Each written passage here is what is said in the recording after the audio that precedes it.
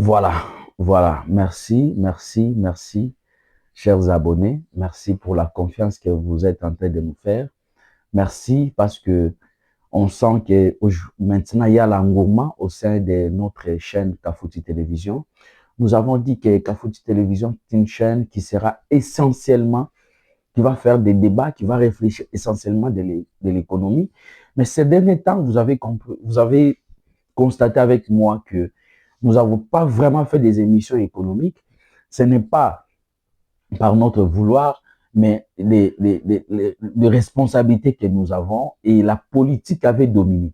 C'est pourquoi on ne peut pas forcer, mais on s'est dit, bon, il y aura les temps que nous allons reprendre avec les émissions, avec les analyses purement économiques. Donc voilà, aujourd'hui, nous recommençons avec les, les, les, les, les, les analyses économiques pour donner l'éclaircissement, euh, pour donner la lumière aux Congolais. Parce qu'aujourd'hui, pour que notre pays puisse bien fonctionner, nous avons besoin d'argent.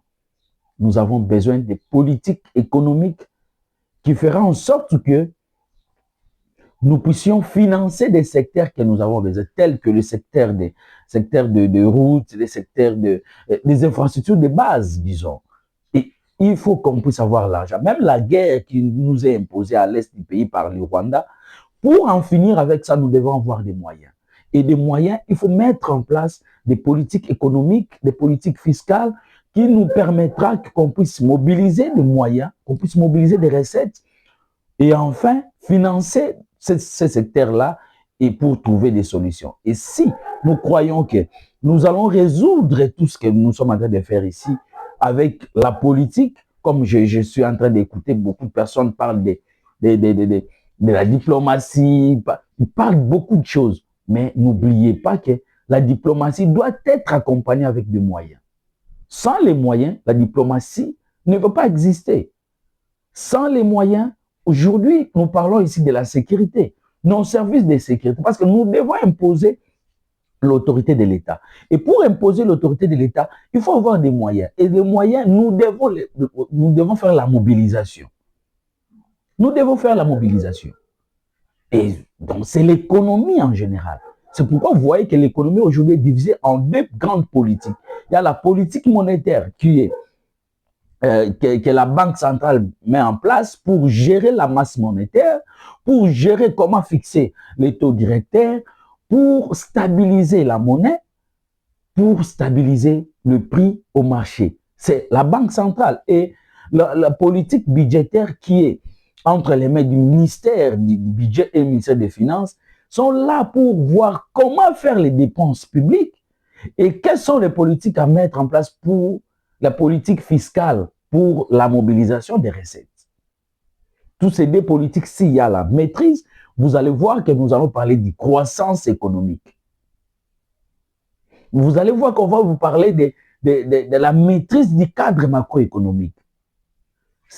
Je suivais une vidéo hier, les gens parlaient du cadre macroéconomique. J'ai regretté parce que il y a des gens qui viennent parler du cadre macroéconomique ou qui parlent de l'économie sans avoir la maîtrise de ce qu'ils sont en train de parler. Le cadre macroéconomique, c'est un document qui est là pour analyser la situation économique du pays. C'est un document.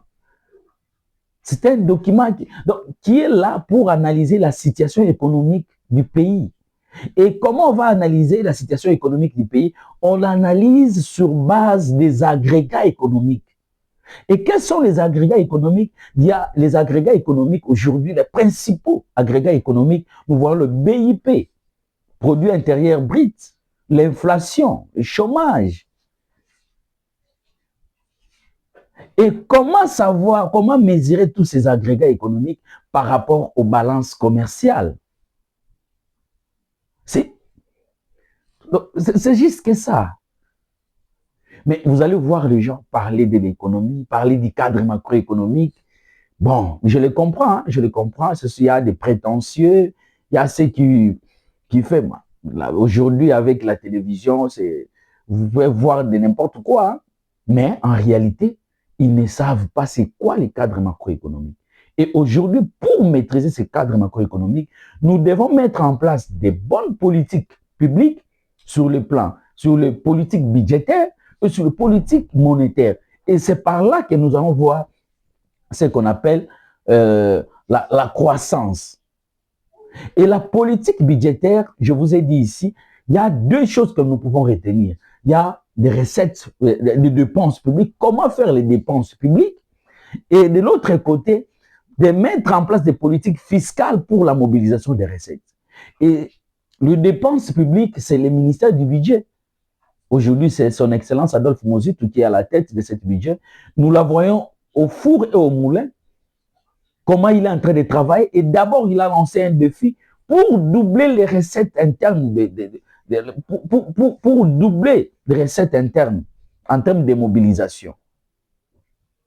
Et hier, je le vis à Bibois, en train de travailler avec ceux qui sont en train d'élaborer le projet budgétaire 2026. Il y a longtemps que j'ai vu un ministre des budgets descendre sur le site là où on est en train d'élaborer. Ça veut dire qu'Adolphe Mozito est en train de chercher lui-même de s'imprégner. Ce n'est pas qu'on peut se dire non, excellence, voilà ce que nous avons. Non, Adolphe Mozito veut lui-même donner aussi ses avis parce qu'il est expérimenté. C'est un homme d'expérience. C'est un technocrate qui maîtrise bien le secteur. Hier, il était là, à Bibois, pour travailler avec les envoyés, pour travailler avec ceux qui travaillent sur le budget de l'État. Voilà des ministres que nous voulons. Le ministre est lui-même en train de participer. Le ministre n'est pas seulement le cordon, mais le ministre est là aussi en train de participer, en train d'orienter. Il y a peu de ministres qui travaillent comme ça. Donc, Adolphe Mozito, aujourd'hui, est en train de nous prouver que réellement, il est un technocrate. Vous avez vu la semaine passée comment il a mobilisé le régime financier. Il a donné des orientations. Il était avec le ministre des Finances en train de réfléchir. Quelles sont les politiques fiscales que nous pouvons mettre en place pour atteindre les chiffres de 13 milliards en ressources propres. Parce qu'aujourd'hui, si nous avons en ressources propres, on arrive à mobiliser les 13 milliards, avec les partenaires, nous pouvons arriver à 20, 23 milliards de dollars pour le budget et nous aurons la facilité de financer d'autres secteurs. L'investissement, les infrastructures, les paiements des fonctionnaires, les agents de l'État, les paiements des soldes des militaires qui sont à l'est du pays en train de combattre. Voilà.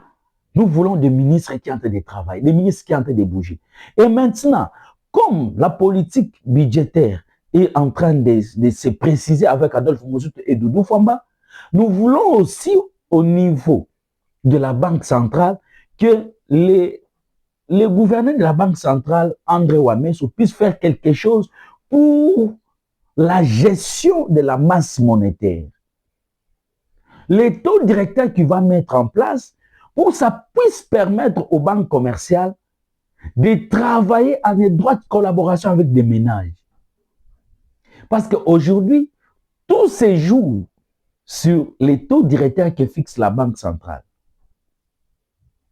Si les taux directeurs n'est pas bon, savez-vous que la situation économique du pays sera, il y aura des équilibres. Nous sommes en train de regarder le gouverneur de la Banque centrale.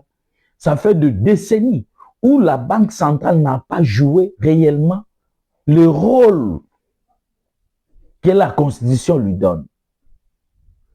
La Banque centrale est devenue la caisse raisonnable des politiciens. Or, la Banque centrale est apolitique.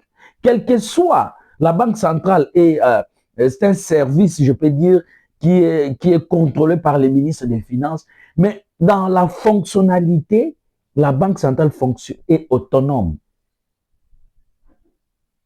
Donc aujourd'hui, nous voulons que la masse monétaire puisse être bien gérée. Nous voulons que la Banque centrale puisse fixer les taux directeurs. Vous avez vu dans la législature passée, le professeur Godin Poy, avec le président de l'Assemblée nationale, qui est Vital Kamerhe, avait fait un débat sur les taux directeurs.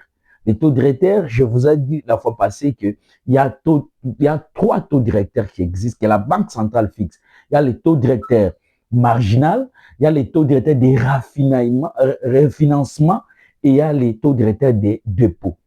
Et tous ces 3 taux directeurs, c'est la Banque centrale qui les fixe. Et il les fixe pour que les banques commerciales puissent emprunter chez lui, chez la banque centrale, et les banques commerciales vont maintenant refinancer les entreprises et le ménage. C'est comme ça les circuits monétaires fonctionnent. Mais si ces taux ne permettent pas aux banques commerciales de refinancer les entreprises, les partenaires, les investisseurs, sache bien que le circuit économique sera en difficulté. C'est pourquoi nous sommes en train de suggérer au nouveau gouverneur de la Banque centrale de y penser sur ça pour qu'aujourd'hui, les peuples congolais puissent travailler avec des banques. J'ai un ami qui reste en France, je salue en passant, Manda Toyi. Il me dit, non, moi ici, je suis très bien. Aujourd'hui, si j'ai besoin de 50 000 $, je peux aller à la banque et emprunter, faire ce que je veux. Mais vous, là-bas au Congo, vous n'avez pas cette possibilité. Mais il a totalement raison. Il a totalement raison. Aujourd'hui, aller emprunter l'argent dans les banques, c'est un tabou. Et aujourd'hui, aller emprunter, c'est quelque chose où vous pouvez donner des gages, comme si... Donc, cette certitude doit être assainie. Et cette responsabilité, parce que la Banque centrale aussi contrôle les banques commerciales. Avant que les banques commerciales fonctionnent dans notre pays, il faut l'avis favorable de la Banque centrale du Congo. Donc, vous devrez aussi assainir cette secteur. Parce qu'il y a des choses où des banques commerciales sont en train de faire, c'est des choses où dans d'autres sièges, on ne peut pas accepter. Mais chez nous, les gens font de n'importe quoi. Et nous demandons au gouverneur d'assainir ce secteur qui est un secteur phare pour le développement du pays. Un secteur phare pour que la situation économique ou la situation générale du pays puisse changer.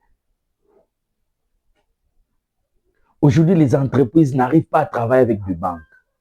Vous allez voir un commerçant, or, il faut que les commerçants, les investisseurs, les importateurs puissent travailler avec des banques. Et ils n'arrivent pas à travailler. Pourquoi? Parce que le secteur n'est pas, comment je peux dire, le secteur n'est pas contrôlé convenablement. Tout le monde fait ce qu'il veut, sans respecter les textes, sans respecter les lois de la République. Donc, ça complique les choses. C'est pourquoi nous pensons qu'avec Wameso, les choses peuvent bouger. Comme nous sommes en train de voir au ministère du Budget et des Finances, les choses sont en train de bouger. Et aujourd'hui, je me répète, si on mettait un bon politique monétaire et de bons politiques budgétaires, vous allez voir que notre économie sera florissante. Et notre économie, que tout le monde connaisse que c'est une économie extravertie. Et si aujourd'hui nous avons mobilisé de l'argent, nous pouvons investir sur l'agriculture pour qu'on puisse changer la figure, pour ne pas dire que notre économie est extravertie. Tout ça, ça demande des grands travail, des bosseurs, comme nous sommes en train de voir Adolphe Mouzout, ce qu'il est en train de faire au ministère du Budget. Et nous y croyons que tous les ministres vont travailler parce que c'est un doyen. Et je pense que les ministres actuels doivent s'inspirer du travail qu'Adolphe Mouzout est en train de faire au ministère du Budget.